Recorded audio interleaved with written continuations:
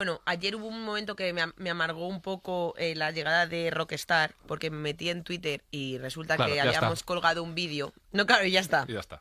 Habíamos colgado, bueno, la cuenta de Estirando el Chicle de Out of Context subió un vídeo mío que hicimos en Málaga de una performance en la que yo enseñaba a mear de pie. Y en la que, por cierto, ni siquiera meaba. Se destapaba el truco al final de que no estaba meando. Bueno, la cosa es que aquello se desvarió muchísimo. Y además me hace gracia porque como justo ayer fue un día que se habló en internet de los límites del humor, entonces empezamos a recibir mensajes del tipo: celebro haber nacido en esta época para darme el gustazo de exterminar a toda esta basura infrahumana. La mujer moderna empoderada occidental ya es más guarra que una prostituta en los años 60.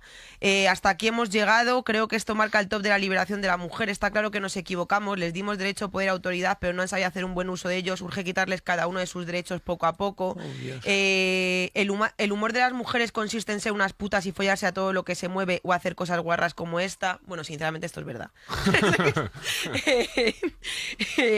Celebro, bueno, en fin, hay millones de mensajes deseándonos violaciones, que nos tenían que dar varazos, pero es que hay miles y miles y miles de mensajes. Se fue completamente de madre. Está coordinado eso, ¿no? Tiene Entonces, pinta, ¿no? hombre, claro que está coordinado. Entonces, ¿sabes lo que siento que les jode? No que haga una performance de que estoy meando y no sé qué, sino que ven que estamos ocupando un lugar que les correspondía a ellos, que es el de hacer el cafre, porque cuando Vengamonjas se escupen en el ojete, cuando Berto y Buenafuente meten los huevos en soja, cuando Ignatius pasea su pollita de Troya, resulta que son genios y todo el mundo les aplaude porque guau, qué valientes y qué transgresores. Y cuando nosotras hacemos una performance, resulta que somos unas putas, unas cerdas y unas guarras. Lo que les jode es que lo estamos haciendo en un teatro con más de 2000 personas aplaudiéndonos. ¿Y sabes qué? Que se van a tener que joder, porque aparte de nosotras van a venir un montón de tías más, vamos a seguir ocupando ese espacio que se creen que no es para nosotras, seguir mostrándonos libres y ganar dinero y triunfar haciéndolo va a seguir pasando,